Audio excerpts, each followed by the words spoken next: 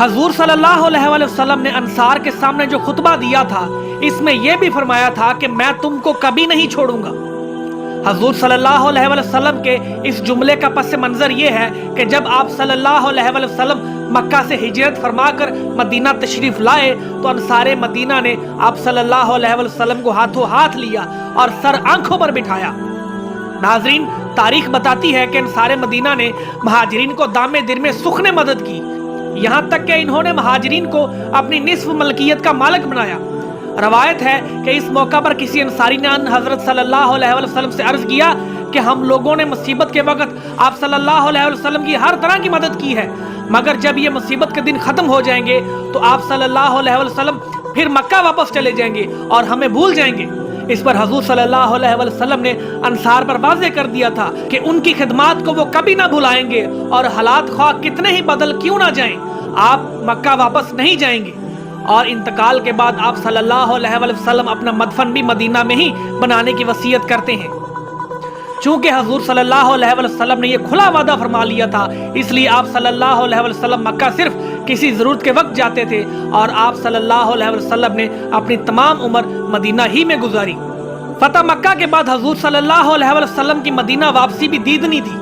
جس وقت آپ صلی اللہ علیہ وسلم 10,000 فرزندان اسلام کے ساتھ مکہ روانہ ہوئے تھے تو لوگوں کے دل دھڑک رہے تھے، اور بہت کم لوگوں کو اس بات کی امید تھی کہ حضور صلی اللہ علیہ وسلم مکہ پر پہلی ہی یلغار میں فتح حاصل کر لیں گے۔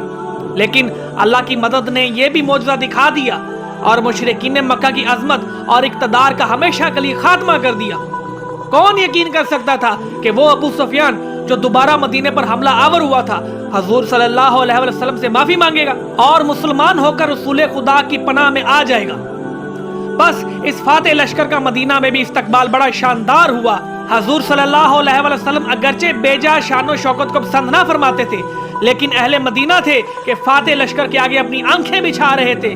پورے مدینہ میں محرابیں لگائی گئی تھی، ہر جگہ چراغاں ہو رہا تھا۔ یوں تو لشکر اسلام کی مدینہ واپسی کا ہر فرد کو انتظار تھا، مگر نوحنا اور اس کے والدین جس بے چینی سے لشکر اسلام، جس میں ان کا ہونے والا دماد ابن حاتم شامل تھا، اس کے لوٹنے کا انتظار کر رہے تھے، اس کا ذکر الفاظ میں ممکن نہیں ہے۔ ناظرین، فاتح لشکر کی واپسی کے دن کا اعلان ہو چکا تھا، پورا مدینہ سرحد پر پہنچ گیا تھا۔ نوحنا اپنے بوڑھے والدین کے ساتھ ایک رات پہلے ہی مکہ سے آنے والی سڑک پر بہت دور آگے پہنچ گئی تھی۔ لشکر جب مدینہ کی سرحد پر پہنچا تو لشکریوں کی آنکھیں اپنے عزیز و اقارب کو اور عزیز و احباب کی نظریں اپنے مجاہد بھائی، بیٹوں اور دوستوں کو تلاش کر رہی تھی۔ حضور کریم صلی اللہ علیہ وسلم نے اعلان فرما دیا تھا کہ لشکر اسلام مدینہ میں داخل ہونے کے بعد مجاہدین اپنے اپنے گھروں کو جا سکتے ہیں۔ وہ اس وقت تک آرام کر سکتے ہیں جب تک انہیں کسی دوسری جنگ کے لیے طلب نہ کیا جائے۔ خالد بن ولید کا دستہ ہمیشہ مقدمۃ الجیش ہوا کرتا تھا۔ آپ جانتے ہیں کہ فوج کا دایاں بازو میمنا یا یمین کہلاتا ہے، اور بائیں بازو کو میسرا یا یسار کے نام سے پکارتے ہیں۔ درمیان کی فوج جس میں عام طور پر سپہ سالار فوج یا بادشاہ ہوا کرتا تھا، اسے قلب کہا جاتا تھا۔ ان تین فوجوں کے علاوہ ایک فوج جو ہر اول یا مقدمۃ الجیش کہلاتی تھی، دراصل ایک ہلکا پھلکا مگر بے حد بہادر فوجی دستہ ہوتا تھا، جس کا کام لشکر کے آگے آگے چلنا ہوتا تھا۔ اس کے ذمہ دشمن کا پتہ لگانا، لشکر کے لیے راستہ صاف کرنا اور غیر متوقع حملے کو روکنا تھا۔ ان حضرت صلی اللہ علیہ وسلم نے سیف اللہ خالد بن ولید کو اسی ہر اول دستے کا سردار مقرر فرمایا تھا، اور خالد بن ولید نے خود اپنی مرضی سے اس دستے کے لیے بنو سلیم کے 100 سوار منتخب کیے تھے۔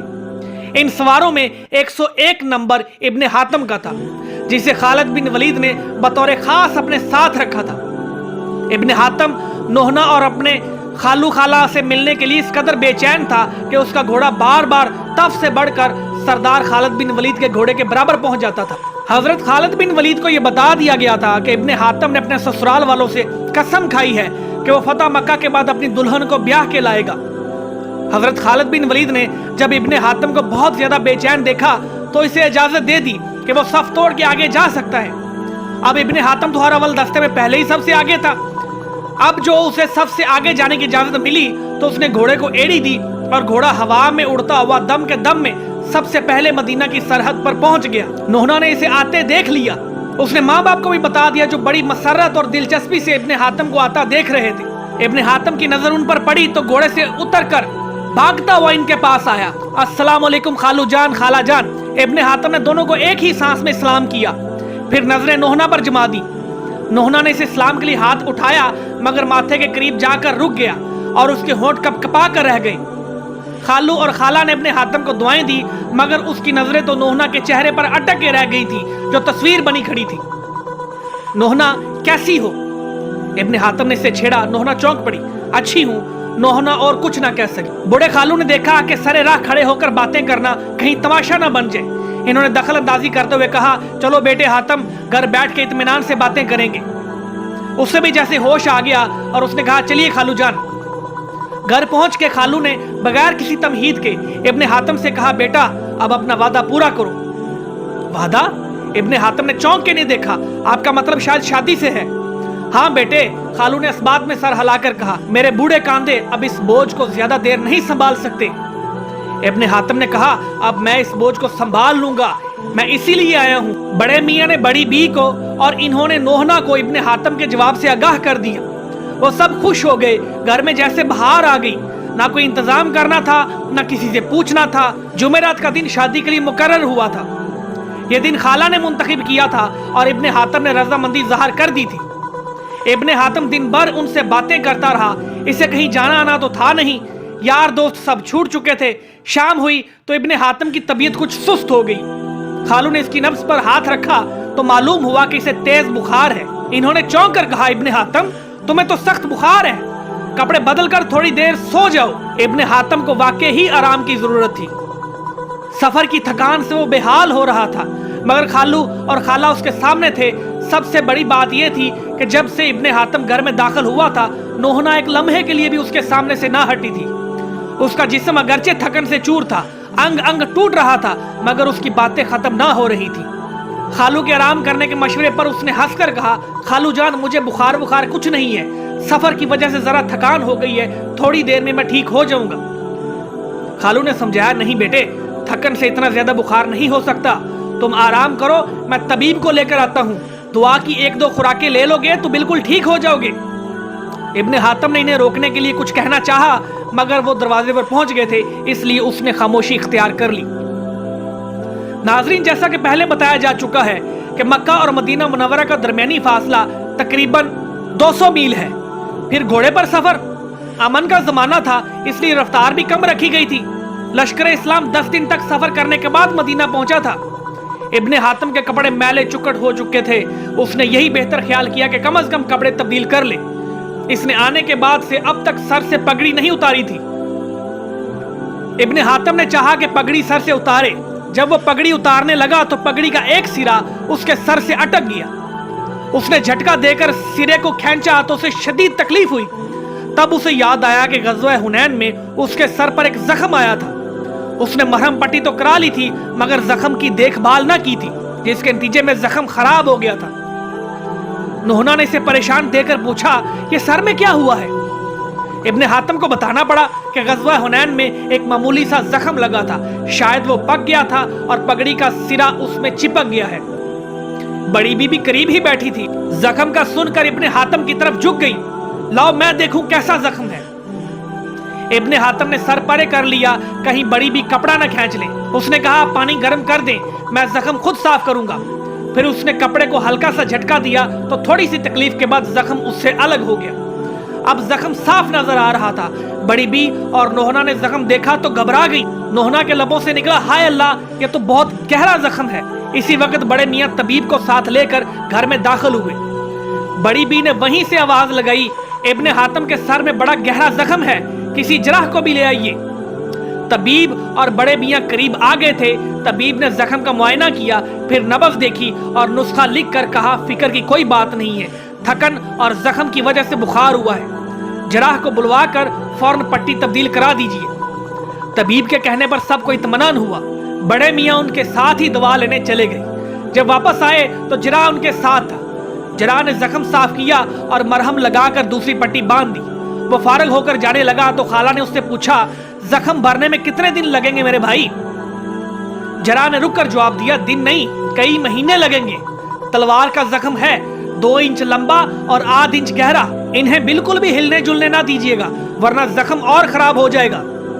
बड़ी बी के तो पैरों से जमीन जैसे निकल गई हो। जराह दरवाजे से निकलने लगा तो लपक कर उसके पास पहुंची। भाई जरा ठहरो, तुमसे कुछ बात करनी है। जराह रुक गया। जी फरमाइए। बड़ी बी उसे दूसरे कमरे में ले आई। बड़े मियाँ भी वहीं आ गए। बड़ी बी ने जराह से सवाल किया, भाई जरा सोच कर बताओ कि लड़के का जख्म कब तक ठीक हो जाएगा। जराह ने जवाब दिया, माँ मैं कह चुका हूँ कि 1 महीना से ज्यादा ही लगेगा जख्म भरने में। फिर अब क्या होगा?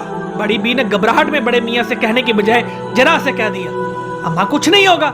जराह घबरा कर बोला, जख्म भर जाएगा, बस जरा सब्र और एहतियात की जरूरत है, इन्हें चलने फिरने ना दीजिएगा।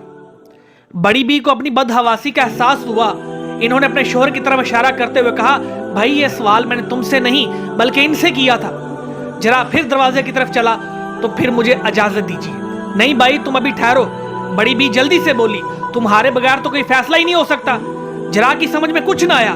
वो सर हिलाता हुआ वापस आकर बैठ गया कि बताइए जी अब क्या होगा। बड़ी बी ने शोहर से कहा, ये भाई तो कहते हैं कि जख्म भरने में महीनों लगेंगे, अब हम क्या करें? बड़े मियाँ बोले, तुमने इन्हें अपनी मजबूरी बताई है या नहीं?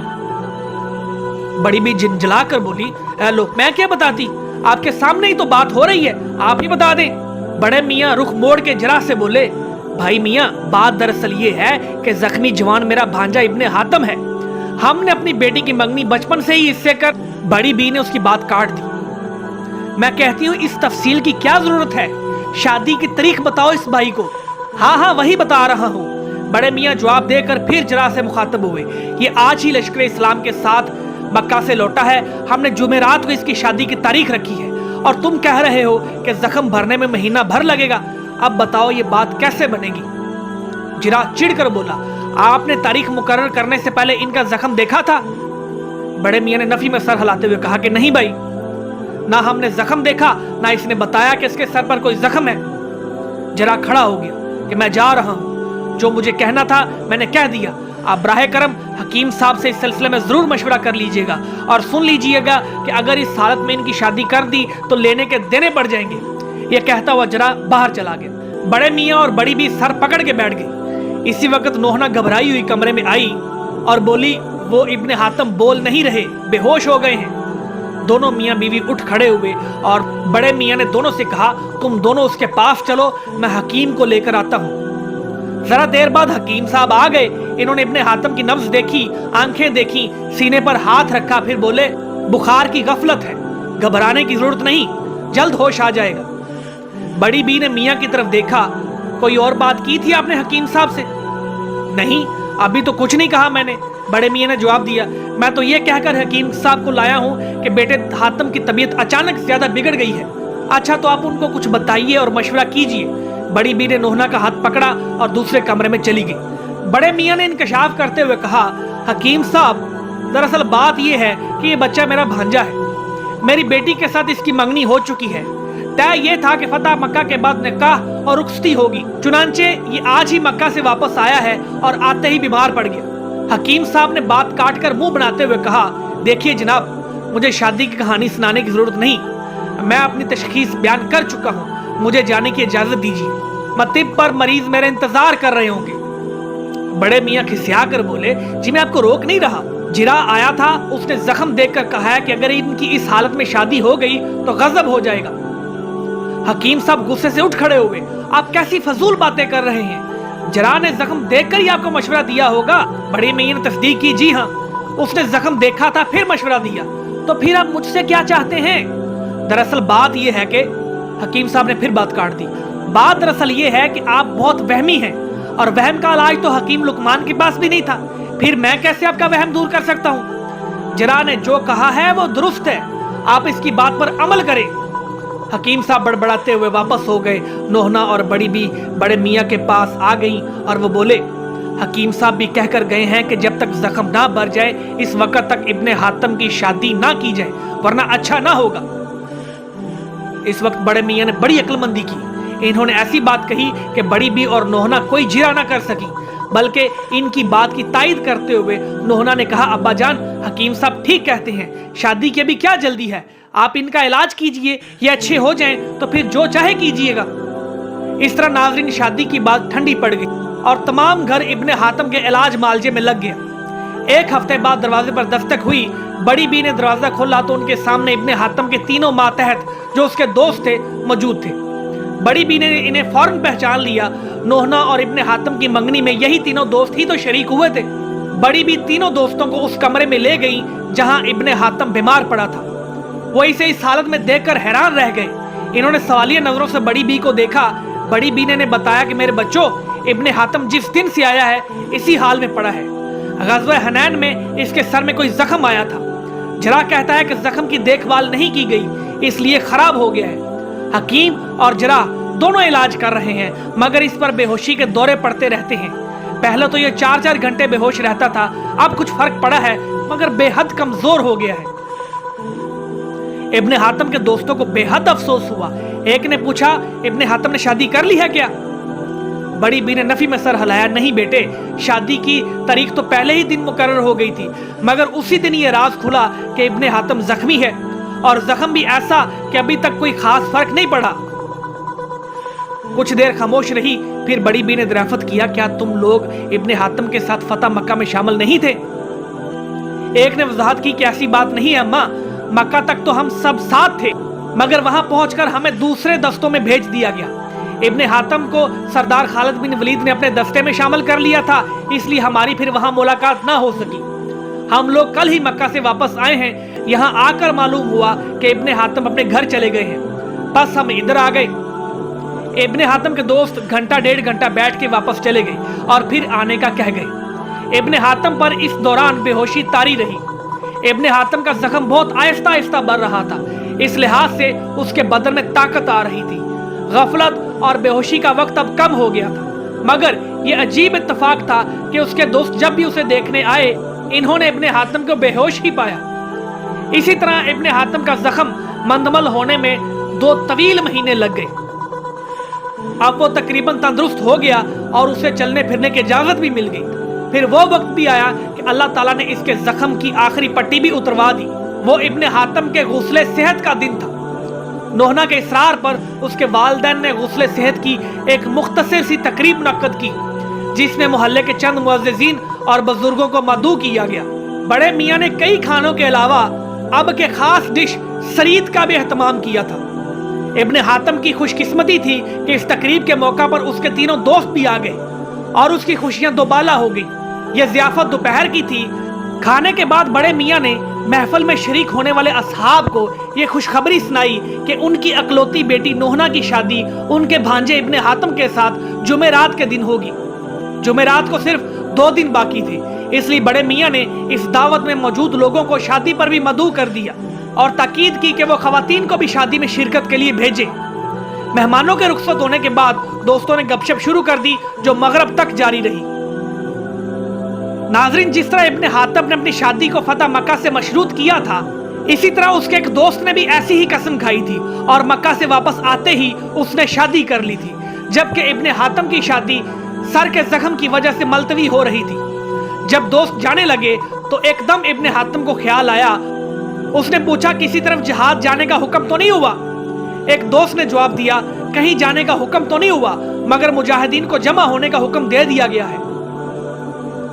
इब्ने हातम ने सोचते हुए कहा, अगर मुजाहिदीन को जमा होने का हुक्म दिया गया है तो इसका मतलब है कि कोई जंग जरूर होने वाली है। दूसरे दोस्त ने जवाब दिया, सरदार इब्ने हातम, मैं आपके ख्याल से इत्तफाक करता हूं क्योंकि मैंने ये अफवाह सुनी है कि कबीला बनु मस्तलक के पास ज़कात के लिए एक वफद भेजा गया था मगर इन्होंने ज़कात देने से इनकार कर दिया। मेरा ख्याल है कि अब जंग जरूर होगी। इस पर पहले ने हंसकर कहा, सरदार आप क्यों फिक्र करते हैं, 2 दिन बाद तो आपकी शादी हो जाएगी। वो तो ठीक है, इब्ने हातम ने कहा, मगर मुझे शादी से ज्यादा जहाद पर जाने की फिक्र है। शादी जहां इतने दिन मुलतवी होती रही है अब फिर मुलतवी हो सकती है, लेकिन जहाद तो नहीं रोका जा सकता। मैं यूं भी बिस्तर पर पड़े पड़े तंग आ गया हूं। जंग पर जाऊंगा तो जरा हाथ पैर खुल जाएंगे और स्वाब अलग मिलेगा। फिर तीनों दोस्त इब्ने हातम के घर से रुखसत हो गए।